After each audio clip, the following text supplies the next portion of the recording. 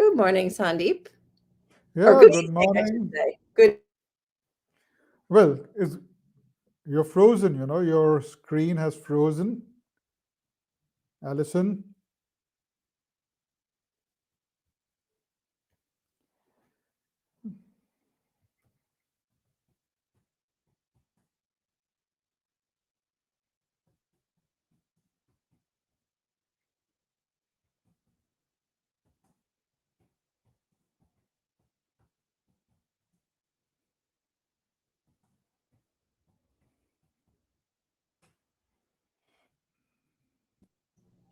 Oh, now we're back. Ah, Okay, we're here back. you are. Yeah. I went into the ether for a little while. I took a little break, and now I'm back. Yeah. Yes, so good morning, Allison. So Good how are you morning, doing good today? evening, good afternoon, wherever. Yes, wherever the people are. Mhm. So, what's on your mind about uncertainty to certainty today? Well, in the first episode, we spoke about uncertainty in general terms, and second, we gave certain tips and tools to manage it. Mhm. So, how do you want to take it forward? Some more tips and tools, or some more analysis? Sure. I mean, what always comes to mind for me is just situational experiences, like sharing places in which, for me personally, it's come up. And usually that sort of jostles something for other people. And in the midst of that, we can then say, here's how you can, you know, sort of swim your way out of the muck of uncertainty. Okay. That's generally how I always think in terms of experiential learning. So, Okay, so why don't you share some experience of yours? sure. Where you. Yeah. I mean, the other day the other day, like in December, this was a potent example in my own mind of how uncertainty wrapped itself around me and sort of cocooned me in its shell. But it was like we were dealing with some medical issues where we were going to an institution, and I had, in the States, we have, certain ridiculous insurance plans and things, but I had talked to them and gotten an idea that they would pay 80% and, blah, blah, blah. But the institution itself was not, they're like, we don't know. We don't know what it's going to cost. We don't know. We don't know. It was always, we don't know, right? What it's going to cost you. So there's always uncertainty around money. So I was fine because I knew what our insurance company had talked about. And then we got more towards the end of the sessions that we were working with this institution, and there was more and more frustration around my child feeling heard as a patient. So that's building. That collided with this concept of called uncertainty with the financial aspect of it, because I was looking online, which I never should have done. I found a site where I think, they were talking about comments and feedback about the institution, which reflected uncertainty about what people were charged. And they were like, we're charged $10,000. We were charged $20,000. And they didn't, it was about all of the ambiguity around being charged a certain amount. So that frustration that I had been feeling about my child being heard collided with this reading these comments, which put a whole big ring of uncertainty around what they were going to charge us, Mhm. right? And so that it captivated me. It was like, I don't want to pay $20,000 for this care, and so I witnessed myself get carried away with the sense of uncertainty, and I literally watched myself do it. I couldn't stop it at the time, but I was sort of like a looking at myself having this experiencing, witnessing it, knowing exactly what was happening. um, for me, this story ends with finally getting the claims, seeing the claims, and that relieving my uncertainty. I was not able to bring myself out without having the physical data. That was just a situation in which we all get caught in. So it is what it is, right? It is what it is. That is true. While you were speaking, and I was just thinking, uh, a number of times I've seen that you tend to become impatient. Mhm. For example, say about 15 days back, I sent a proposal, And the guy had said that, okay, we'll get back to you in 48 hours. Okay, 48, 72, 96. So, I became impatient and I gave him a ring. He didn't pick up the phone, must be busy. I sent a message, he did not respond. Mhm. So I said, okay, I'm not getting this work. He didn't like the proposal. He didn't do this. He don't do that. So I, said, okay, let me send him a mail that, okay, fine, let's close the chapter, etc., etc. Because that uncertainty had taken me over. Mhm. And something in me said, okay, hold on for another 24 hours. And I get a mail from him saying the proposal is very well appreciated. Let's take it to the next level. I'm sorry, I could not get back to you because I Oh, had developed fever. oh, yeah. Right. So now this was a creation of my mind, very Mm. distant from reality. Yes. And a number of times I've seen, it's our mind which is the culprit. Absolutely. And when we keep feeding our mind, then us uncertainty becomes a learned habit. Hmm. Again, because of neuroplasticity. Right. So now what I practice is whenever I'm uncertain, I try to identify the trigger. Hmm. Yes. Why? Is it impatience? Is it lack of self confidence, low self esteem, or whatever it is? Hmm. And then I try to create a different image in my mind. Because what I've seen is, and it's a fact, that the mind does not distinguish between imagination and real life incident. Hmm. So that Right. the next time I don't become uncertain, I don't worry, I don't become anxious, I start priming my mind of the same situation with a different output or a different result.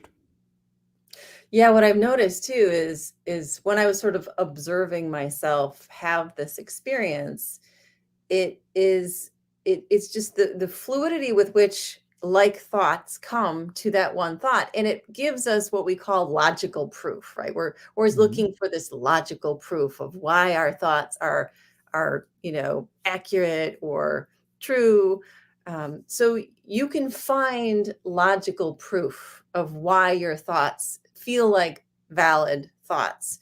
I have found, but also it's like the way out of that hole is to recognize exactly what you're saying, that you're using this imaginative realm to create a scenario based on the vibration that you're holding true, which is one of lack, Mm. one of uncertainty. So it'll happen automatically. It'll happen naturally. The imagination will spin off of whatever vibe you have going on. And I think the most important thing I've learned about that as a human is not to penalize ourselves and say, "Oh, we'll never do that again," because we will. Because we will. So let's not have that conversation about how we'll never do that again and I've learned my lesson, and just examine the way in which we create this reality, from vibe to imagination to witnessing and perceiving what we think is true. And that's the way I found the best. It's sort of a slow cooker method. I'm not rushing forward or demanding anything be different, but witnessing the way in which consciousness can experience itself through this lens of uncertainty. Yes, you're absolutely right, because the way I look at it, when you are caught in the web of uncertainty, well, it's like a whirlpool, right? You are sucked into it. Yep. You really just can't, uh, nothing will allow you to be rational at that point of time, Nope. right? Just flow with it, just be mindful so that you don't do something drastic or extremely stupid. Mhm. And again, this comes with practice and intention. But yes, when you're in a saner mood, in a saner state, or a state where you're very comfortable with, that is the time you got to reflect, imagine, bring the episode back, and train your mind. A lot of people, the mistake they do, they start applying it then and there. Mhm. As a result, they're neither here, neither there, and they're all the more confused and more uncertain. Mm-hmm. Yep. So It's you like got being to caught in a riptide, you're pulled under. And you're like, oh, if I yes, just swim harder, I'll survive. No, relax, relax. relax, because we have to break the mechanism or the circuitry of that process, of the stimulus going through our emotions, a past memory coming up, causing us, making us worry of the outcome, and uncertainty setting in, and then we playing volleyball with worry, uncertainty, and with every shot, the uncertainty keeps going up. So, Mm-hmm. like from anxiety, if I take the well, uncertainty and anxiety they go hand in hand, right? Mm-hmm. From mild, you move to moderate. From moderate, you move to severe, and from severe, you move to the panic attack stage. Oh, yeah.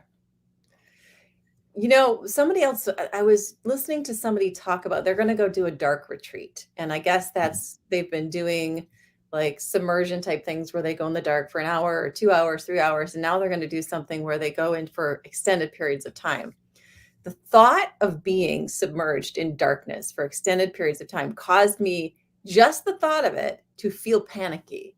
And I was like, why is Mhm. that so panicky? Because it's about uncertainty, right? When you can't see anything, there's a huge sense of uncertainty, being in the dark, which is interesting because, like, the more I sit, I play little games with myself? Can I sit in this imaginary place of darkness and calm myself? And as I play with this image of first being like caught in the dark and not knowing anywhere anything is, and trying to figure out where is the light and how do I find my way, um, the more this image progresses, the more I'm sort of like a glow bug. I think, oh, the light's within. If I Mhm. calm down, if I just focus, I become the light in the darkness versus searching even for it outside of myself, sort of like like a firefly, a night bug that glows. Well, that reminds me of the theory of alignment. Hmm. You are sitting in a lighted room, you enter your bedroom, which is dark. For half a minute or something, you just cannot see everything. It's pitch dark. Hmm. And slowly and gradually, as you get accustomed to that darkness, you Mm, start you start seeing things over there. yeah. When I say accustomed, a better word would be as you become more comfortable with that darkness, you start seeing things. Similarly, in uncertainty, the more you become comfortable with uncertainty, Hmm. you will start seeing certainty. Hmm. Yeah. I mean, I think that's, as all of us are students of the physical realm. Mhm. Um, maybe we should just leave it short and sweet today with some kind of, invitation for a mental exercise, of using the imagination as a place of training versus a place of, you know, punitive type of space. Mhm. If a person can do these types of exercises, use the imagination to as a playground, find your way out of the darkness, and then use that analogy to bring it upon your actual life when you come upon situations in which you feel uncertain.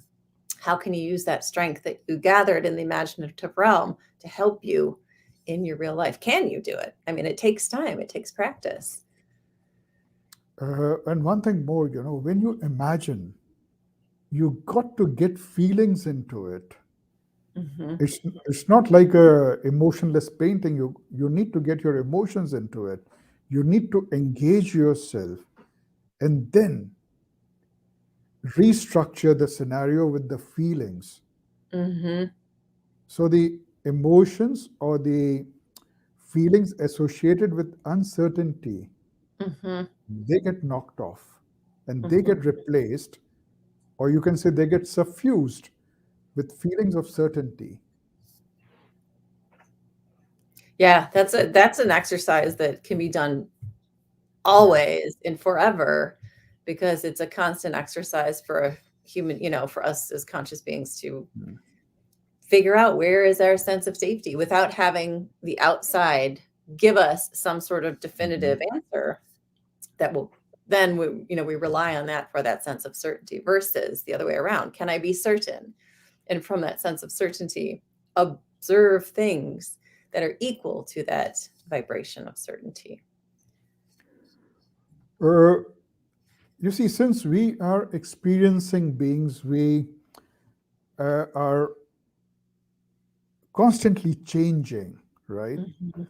Every second we are changing internally, externally, mentally, emotionally, Yeah. spiritually. We need to learn to see uncertainty in certainty and certainty in uncertainty. Yeah. Because both these things are at the end of, they're the two ends of a spectrum. Mhm. And the meeting ground is always the center. Yeah. You can never be 100% certain, and you can never be 100% uncertain. So Mhm. then what's the solution? Because in life, there's no 0% and there's no 100%. I think there are only two events, where the 0% and 100% apply, that is birth and death. For sure. Yeah. Otherwise, there's always a choice, right? Mhm. And if there's a choice, then unless we learn to see certainty in uncertainty and uncertainty in certainty, we It's very meta of you. we will be just sitting on a rocking chair, rocking, keeping ourselves busy and reaching nowhere. Yeah. So if any of you viewers have a question, or if you have a situation in which you feel uncertain and you would like us just to reflect upon it, feel free to post it in the comments. I mean, this is, clearly it's a two-dimensional screen you're looking at, but it's an emotion, it's an interactive, supposed to be an interactive experience. So if you guys want to ask questions or just share something you're experiencing, because, as we talked about in the beginning, that those, that join later didn't see is everyone's uncertain. Every single Sandeep is uncertain in certain situations. I'm uncertain. The person that feigns certainty 100% is lying to you because of their insecurity about that concept. So let's just get that straight.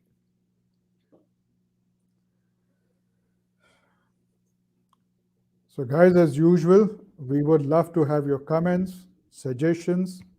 Hmm. You can post them on my LinkedIn page, which goes by the name Sandeep Gupta. You can post on Allison's page, where Hmm. you're already there. Yep. And yes, see you next week. Yep. And in case you want us to change the topic, please feel free. Right. We are actually multifaceted individuals and we Yeah, can talk about many things. So many things. many things. So if there's another spiritual concept or another concept that you're struggling with that you feel like you'd like some different perspectives on from two people, I mean, Sandeep and I have been teaching, for years. And, Sandeep's in the corporate level, but he's also an individual. I'm sure you've counseled people on the individual level as well. I've been in school situations and working with adults, and, there's so much wisdom that, we would be happy to share with anybody if that's what they would like. So follow us, come back next week, look at the, review the other videos, and then we'll see you again. We will show up in the ether at another point. Okay, bye bye. Take care, everyone. Namaste from India. Bye bye.